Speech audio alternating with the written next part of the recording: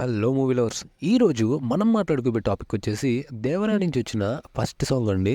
ఏ మాటకి ఆ మాట సాంగ్ అయితే బీభత్సం అండి. అనిరుద్ధ్ గారు అయితే ఒక రేంజ్ లో సాంగ్ అయితే ఇవ్వడం జరిగింది. అందులో మీరు కరెక్ట్ గమనించినట్లయితే ఎన్టీఆర్ గారి యొక్క సీన్స్ వచ్చినప్పుడైతే మంచి గూస్ బంప్స్ వచ్చినట్టు ఉంటుందండి. ఆ లెవెల్లో బ్యాక్గ్రౌండ్ స్కోర్ ఇవ్వడం అనేది మామూలు విషయం కాదు. సాంగ్ అయితే బీభత్సం అండి. అనిరుద్ధ్ గారు మా సాంగ్స్ ని ఏ లెవెల్లో తీసుకెళ్తారనేది మన అందరికీ తెలిసిందే. ఎందుకంటే అతను ప్రీవియస్ మూవీస్ లో ఒక లెవెల్లో బ్యాక్గ్రౌండ్ స్కోర్ అయితే ఇవ్వడం జరిగింది.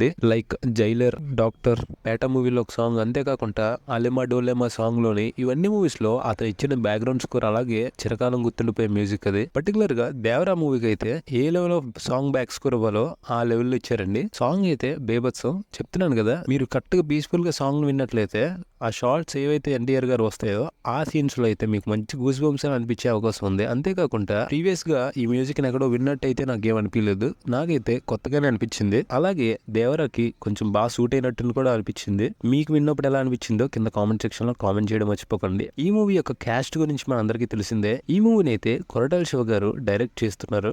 ఇతని మూవీస్ అనేవి ప్రీవియస్ గా శ్రీమంతుడు, అలాగే భరత్ అనే నేను, ఇలా చాలా మంచి మంచి మూవీస్ అయితే తీయడం జరిగింది. అంతేకాకుండా మన తెలుగు ఇండస్ట్రీ నుంచి హైయెస్ట్ కలెక్షన్స్ సాధించిన మూవీ శ్రీమంతుడు అండి. ఆ మూవీని కూడా డైరెక్ట్ చేసింది ఇతనే. కాకపోతే రీసెంట్ గా ఇతను తీసిన మూవీ వచ్చేసి ఆచార్య అండి. ఈ ఆచార్య మూవీ అనేది కొంచెం అటు ఇటు అవ్వడం అనేది జరిగింది. ఎందుకంటే రామ్ చరణ్ గారి షూటింగ్ షెడ్యూల్ సమయంగా కుదరలేదని అంటున్నారు. అలాగే కొన్ని రీజన్స్ అయితే వస్తున్నాయి. కాకపోతే లాస్ట్ మూవీ అవుతుంది ఆచార్య అనేది కొంచెం డౌన్ అయినట్టు ఇండస్ట్రీ టాక్. అలాగే ఈ మూవీ అయితే ఖచ్చితంగా క్లిక్ అవ్వచ్చని నా ఉద్దేశం. ఎందుకంటే ఇతను ప్రీవియస్ మూవీస్ చూస్తే మీకే అర్థమవుతుంది ఏ లెవెల్లో ఉంటాయో.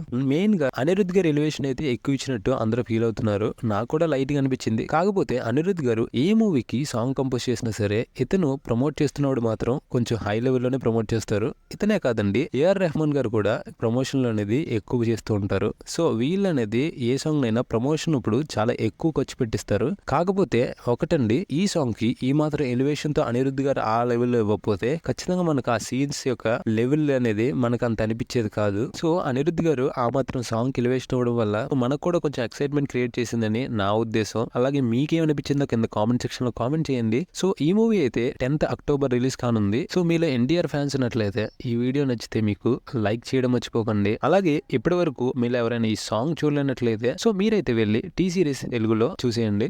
సో ఈ రోజు ఎన్టీఆర్ గారి బర్త్డే కావడంతో ఈ సాంగ్ రిలీజ్ చేయడం జరిగింది. అలాగే ఈ రోజు ఈ బర్త్డేకి చాలా మంచి న్యాయం జరిగిందని నా ఉద్దేశం. అలాగే మీకేమనిపించిందో కూడా కింద కామెంట్ సెక్షన్ లో కామెంట్ చేయండి. సాంగ్ అయితే నాకు చాలా బాగా నచ్చిందండి. అలాగే మీరు కట్ట లిరిక్స్ కూడా విన్నట్లయితే చాలా బాగున్నాయండి. మీలో ఎన్టీఆర్ ఫ్యాన్స్ ఉన్నట్లయితే వీడియోని లైక్ చేయడం మర్చిపోకండి. చూద్దాం ఎంతమంది ఎన్టీఆర్ ఫ్యాన్స్ ఉన్నారో. సో అలాగే ఎన్టీఆర్ ఫ్యాన్స్ ఈరోజు సెలబ్రేషన్స్ లో కొంచెం రిస్క్ తీసుకోకుండా సేఫ్ గా ఉండాలని నా రిక్వెస్ట్ అండి. సో అలాగే వెళ్లే ముందు హ్యాపీ బర్త్డే ఎన్టీఆర్ సార్. ఇది నా ఒక్కడి నుంచి కాదండి, నా సబ్స్క్రైబర్ నుంచి కూడా. సో అదేనండి మ్యాటర్. మీకు నా వీడియో నచ్చినట్లయితే లైక్ చేయండి. తెలుగు ఫిల్మ్ అప్డేట్స్ తెలియాలనుకుంటే నా ఛానల్ సబ్స్క్రైబ్ చేసుకోండి. Thank you all.